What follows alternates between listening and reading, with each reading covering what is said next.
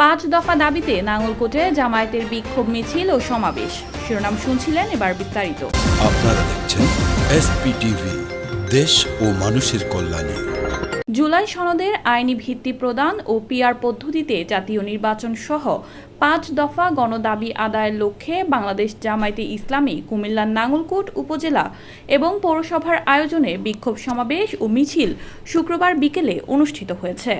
জামায়াতে ইসলামী নাঙ্গলকোট উপজেলা আমির মাওলানা জামাল উদ্দিনের সভাপতিত্বে নাঙ্গলকোটে আর সরকারি উচ্চ বিদ্যালয় মাঠে আয়োজিত বিক্ষোভ সমাবেশে প্রধান অতিথির বক্তব্য রাখেন কুমিল্লা 10 আসনে জামায়াত মনোনীত প্রার্থী ছাত্র শিবির সাবেক কেন্দ্রীয় সভাপতি মাওলানা ইয়াসিন আরাফাত।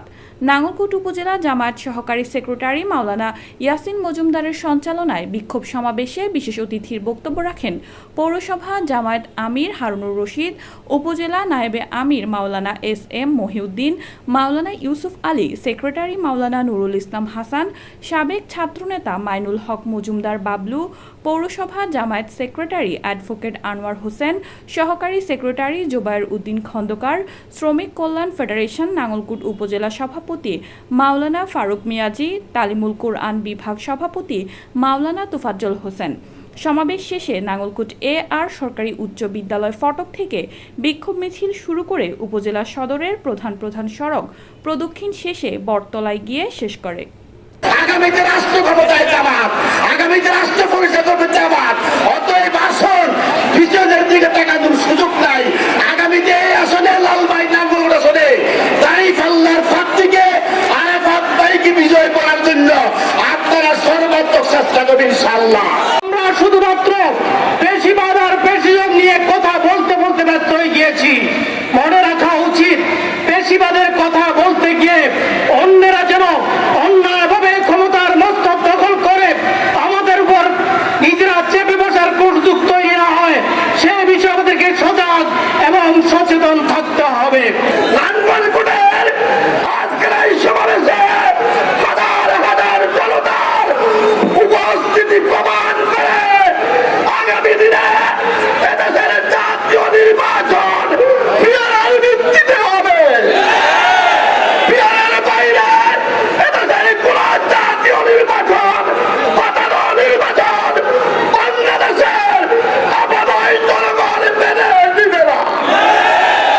আসুন আগামী দিনে জুলাই সনদের বাস্তবায়ন, পিয়ারের পুনঃবাস্তবায়নের মাধ্যমে মানুষের মৌলিক অধিকার বাস্তবায়নের জন্য জামাত ঘোষিত কর্মসূচির সাথে একাত্মতা পোষণ করে পিয়ারের মাধ্যমে জাতীয় নির্বাচন বাস্তবায়ন চালায়। বর্তমান তত্ত্বাবধায়ক সরকার এক নতুন দেশ বিনির্মাণে রাষ্ট্রের সংস্কারের লক্ষ্যে ঐক্যমত কমিশন গঠন করেছিল। সেই ঐক্যমত কমিশনে 100 দিনের মতো বসে সকাল সন্ধ্যা আলোচনা হয়ে 166টি বিষয়ের মধ্যে 86টি বিষয়ে সকল রাজনৈতিক দল ঐক্যমত পোষণ করল। কিন্তু দুঃখের বিষয়, এই 86টি বিষয়ে যে বিষয়গুলোর মাধ্যমে আগামীর বাংলাদেশের ভাগ্য নির্ধারিত হবে, সেই 86টি বিষয় কিভাবে কার্যকর হবে তার কোন সুনির্দিষ্ট পরিকল্পনা জাতির সামনে উপস্থাপন করা হয়নি। আমরা লক্ষ্য করেছি, যখন অধিকাংশ রাজনৈতিক দল একটি সাংবিধানিক অধ্যাদেশ কিংবা সাংবিধানিক ডিক্লারেশন কিংবা গণপরিষদ নির্বাচন কিংবা জনগণের গণভোটের মাধ্যমে এই 86টি বিষয়ে একটি আইনগত কাঠামো গঠনের জন্য অধিকাংশ রাজনৈতিক দল যখন ঐক্যমত পোষণ করল, আমরা বিস্ময়ের সাথে লক্ষ্য করলাম একটি বৃহৎ রাজনৈতিক দল সে জায়গায় বেঁকে বসলো। তাহলে 100 দিন ধরে আলোচনা কেন হলো?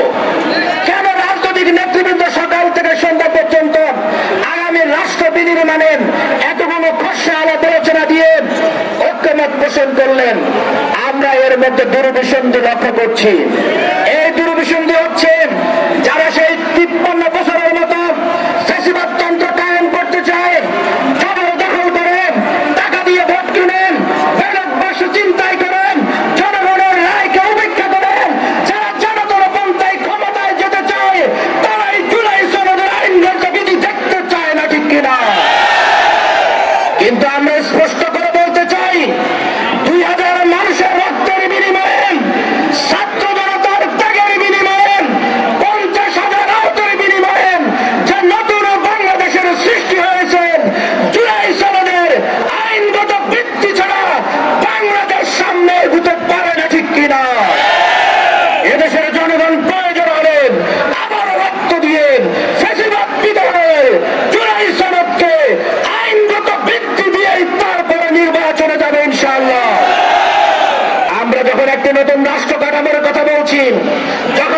পিআর পদ্ধতিতে নির্বাচন চাই।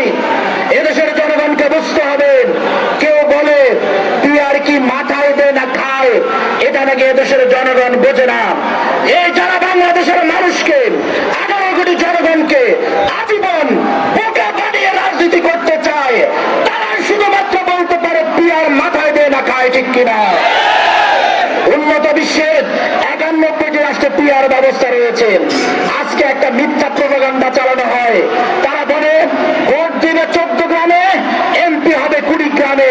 পিআর এর মধ্যে এমন কোন সিস্টেম নেই প্রিয় ভাইরা আমার। পিআর এর 6টা পদ্ধতি রয়েছে, তার মধ্যে জেলা ভিত্তিক পদ্ধতি রয়েছে। আপনাকে উদাহরণ দিয়ে বলতে পারি, কুমিল্লা জেলায় 11টি আসন, কুমিল্লার মানুষ যে দলের পক্ষে সবচেয়ে বেশি ভোট দিবে সে দল সবচেয়ে বেশি আসন পাবে। কথার কথা, জামাত যদি সেখানে 6টা আসন পায়, অন্য দল 3টা পাবে, আরেকটা দল 2টা পাবে। এই কুমিল্লার সংসদ সদস্যের জন্য কুড়িগ্রাম থেকে কি এমপি বানানো হবে নাকি কুমিল্লা থেকে বানানো হবে? সুতরাং আপনাকে বুঝতে হবে, তারা এখনো পিআর পদ্ধতি নিয়ে আলোচনায় বসতে চায় না, কারণ আলোচনায় বসলে তাদের গোমর ফাঁস হয়ে যাবে, ঠিক কিনা? আপনারা মনে রাখতে হবে, আমরা পিআর পদ্ধতির কথা কেন বলছি? আমরা বলেছি দলের আগে দেশের জন্য নতুন সমাজ বিনির্মাণের জন্য পিআর পদ্ধতি প্রয়োজন। আপনি নাঙ্গলকোটে দেখেছেন, এখন কে এমপি হবে ঠিক হয় নাই, তার আগে এখানে প্রাণ ঝরে গেছে, ঠিক কিনা? 2024 সালে আওয়ামী লীগ নিজেরা নির্বাচন করেন, সেখানে 150 জন তারা নিহত হয়েছে। যখন স্থানীয় পর্যায়ে প্রার্থীর মধ্যে দ্বন্দ্ব থাকে, ক্যাপশন এমপি হবে, কেউ হতে পারবে না, এই দ্বন্দ্ব মানুষের প্রাণ যায়, সেখানে শুধুমাত্র দলীয় নেতা কর্মী নিহত হয় নাকি পথচারী সাধারণ মানুষও নিহত হয়। আমরা হারাহারি রাজনীতির পরিবর্তে একটি সুষ্ঠু সুন্দর উৎসবমুখর পদ্ধতিতে নির্বাচনের জন্য পিআর পদ্ধতি জাতির সামনে উপস্থাপন করেছে। তারা বলেন এই পদ্ধতিতে নাকি নমিনেশন বাণিজ্য আরো বেশি হবে।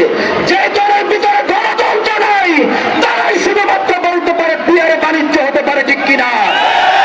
একটা কথা মনে রাখতে হবে, পিআর পদ্ধতিতে 300 জনের প্রার্থী ঘোষণা করতে হলে জাতির সামনে আপনার দলের ভিতরে গণতন্ত্র চর্চা করে 300 আসনের প্রার্থীর তালিকা জাতির সামনে পেশ করতে হবে।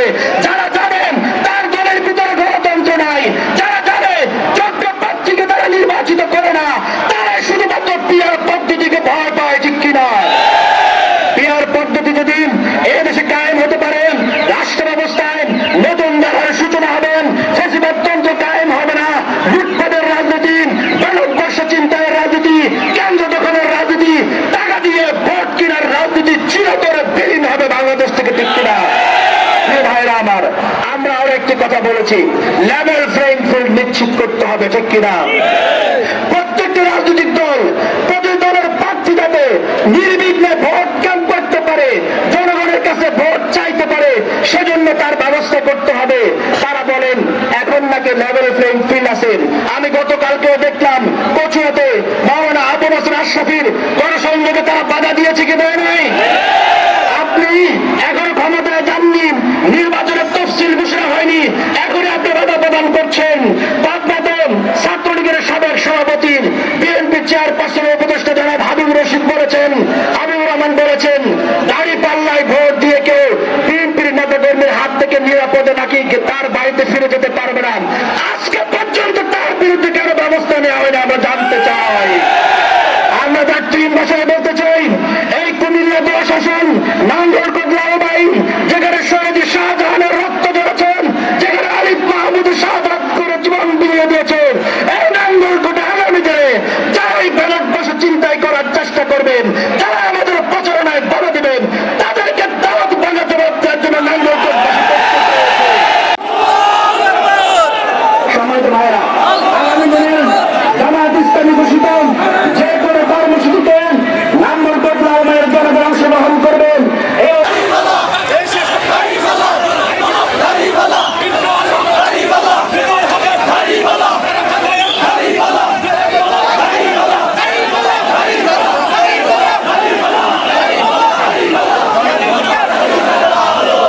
SPTV, দেশ ও মানুষের